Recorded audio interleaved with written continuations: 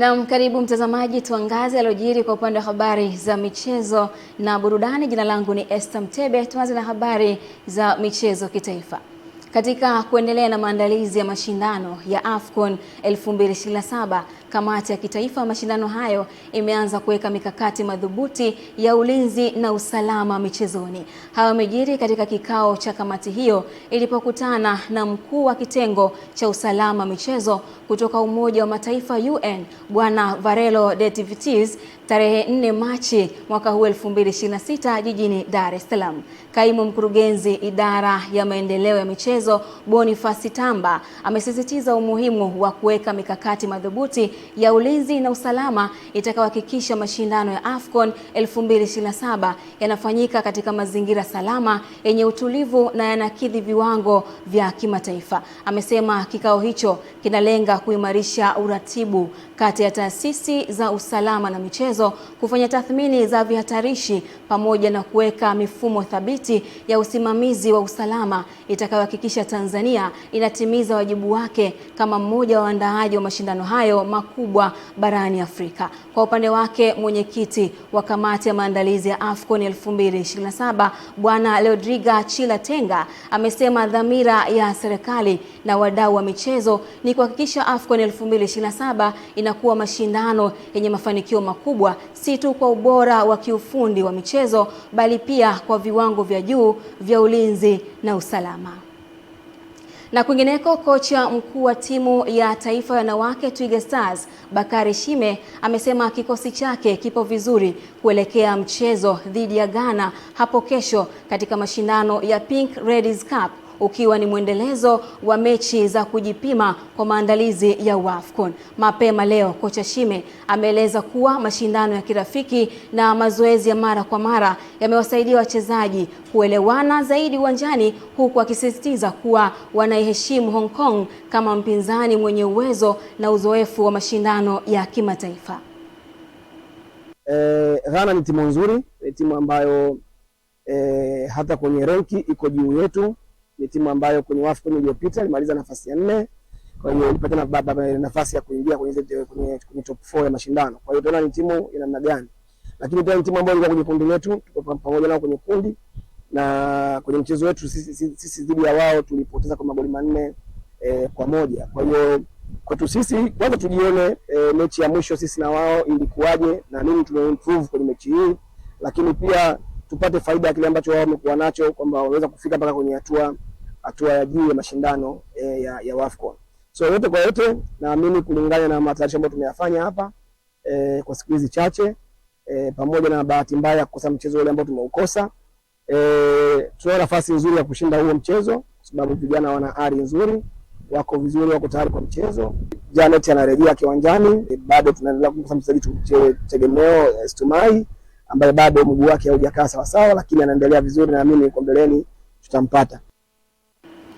Baraza la Michezo la Taifa BMT kupitia kitengo cha mawasiliano na uhusiano kwa umma umetoa wito kwa wadau wa michezo kutoka taasisi binafsi na mashirika ya umma kujitokeza kuchukua fomu na kugombea nafasi mbalimbali kuelekea uchaguzi wa mashirika ya umma, taasisi na makampuni binafsi SHIMUTA ambao unatarajiwa kufanyika jijini Arusha mnamo Aprili 11 mwaka huu. Taarifa ya uchaguzi huo wa SHIMUTA umetangazwa na mkuu wa kitengo cha mawasiliano na uhusiano wa umma wa Baraza la Michezo Aminieli Adigaesha wakati wa mahojiano maalum na Channel 10 Michezo, ambapo ametumia nafasi hiyo kutoa wito kwa wadau kuchukua fomu na kugombea nafasi mbalimbali kuelekea uchaguzi huo ili kuendeleza michezo ya SHIMUTA.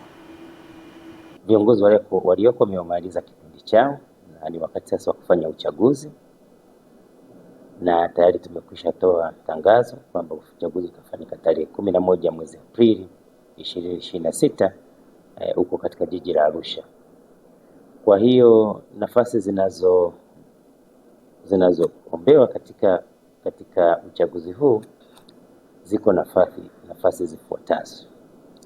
Nafasi ya kwanza ni ya mwenyekiti ambayo ni 1, lakini pia kuna nafasi ya makamu mwenyekiti ambayo pia ni 1, na kuna nafasi ya katibu mkuu 1, na kuna nafasi ya katibu msaidizi moja, mweka hazina moja na mweka hazina msaidizi moja.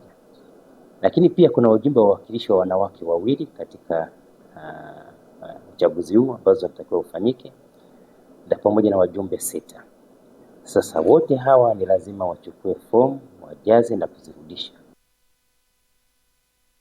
Kozi ya walimu wa mchezo wa mpira wa mikono yaliyoandaliwa na kuratibiwa na Chama cha Mpira wa Mikono mkoa wa Dar es Salaam Dareha yameendelea katika uwanja wa Benjamin Mkapa, yakiwa na lengo la kuwapa elimu walimu wa shule za msingi na sekondari nchini, ikiwa ni utekelezaji wa agizo la serikali kwa walimu wa michezo wote kuwa na utaaluma wa michezo yanayofundisha. Wakizungumza wakati wa mafunzo hayo, uongozi wa Dareha kwa walimu wa shule mbalimbali za msingi na sekondari kwa mkoa wa Dar es Salaam ni mikoa jirani wameeleza umuhimu wake kwa walimu hao na katika kukuza na kuibua vipaji vipya kwa wachezaji kuanzia mashuleni, huku kwa sasa yakifanyika kwa vitendo.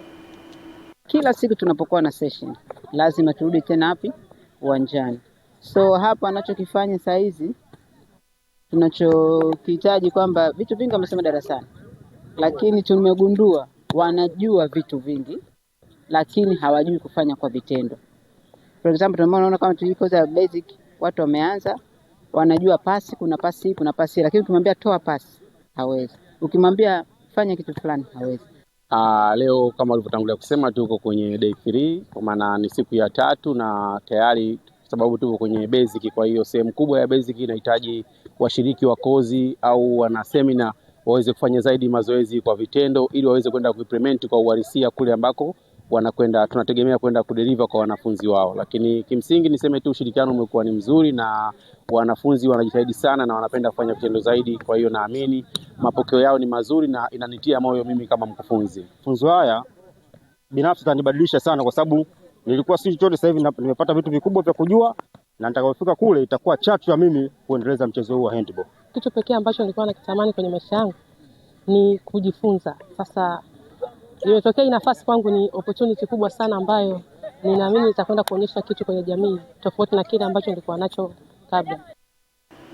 Baraza la Michezo la Taifa BMT kwa kushirikiana na JICA na TICA wametoa mafunzo ya mchezo wa goalball kwa walimu wa shule za msingi na sekondari jijini Dar es Salaam, mafunzo yanayolenga kukuza mchezo huo nchini. Akizungumza kuhusiana na mafunzo hayo, afisa michezo kutoka BMT Ingrid Kimario amesema mafunzo hayo yatasaidia kuendeleza na kusambaza mchezo huo hapa nchini. Na kwa upande wake, afisa mchezo wa jiji la Dar es Salaam Joyce Mwakalinga ameshukuru Baraza la Michezo la Taifa kwa mafunzo hayo pamoja na kutoa vifaa vya michezo huo, huku akiamini shule zitanufaika na mafunzo hayo.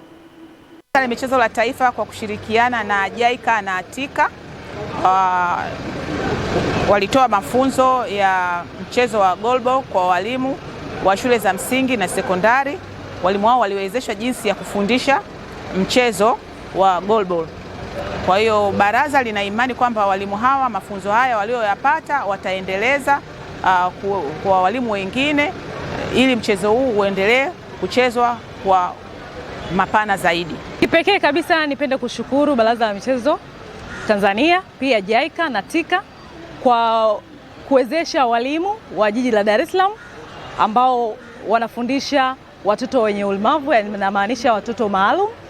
Katika mafunzo haya wameweza kugawa pia na vifaa ambao ni mipira ya goalball katika shule zote ambazo wamepata mafunzo haya. Wadau wengine ni wakaribishe katika kuhamasisha na kuchangia watoto hawa waweze kupata mafunzo ya michezo mbalimbali ambao wanahusu watoto maalum. Ni makamu mkuu wa shule Benjamin William Mkapa. Tunashukuru kwa ugeni huu na tumefurahi sana kuwapokea wageni hawa kwa kutuuisha kwenye michezo. Nadhani tumepata zawadi ya mpira na tutaitumia vizuri katika michezo ili kuendeleza vipaji kwa vijana wetu hapa Benjamin William Mkapa.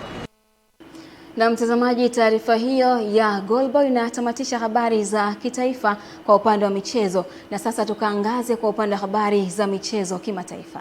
Klabu ya soka ya Arsenal imeibuka na ushindi mwembamba wa bao 1-0 ugenini dhidi ya Brighton and Hove Albion katika mchezo wa ligi kuu ya soka nchini Uingereza uliochezwa jana usiku katika dimba la American Express. Bao pekee la ushindi kwa Arsenal lilifungwa na nyota wao Bukayo Saka katika dakika ya 9 ya mchezo baada ya shuti lake kali kumshinda kipa Bart Verbruggen wa Brighton na kujaa wavuni. Ushindi huo umefanya Arsenal kuendelea kuongoza msimamo wa ligi hiyo kubwa barani Ulaya. Katika mchezo huo, Brighton walimiliki mpira kwa muda mrefu na kutengeneza nafasi kadhaa za kusawazisha, lakini safu ya ulinzi ya Arsenal pamoja na mlinda mlango David de Raya waliweza kuhimili pressure hadi mwisho wa mchezo. Kwa ushindi huo, Arsenal wamefikisha jumla ya alama 67 baada ya kucheza michezo 30 na kujiongezea nafasi nzuri katika mbio za ubingwa wa ligi kuu ya Uingereza, wakitafuta taji lao la kwanza la ligi baada ya miaka 22. Kenny Malila, Channel 10 Michezo.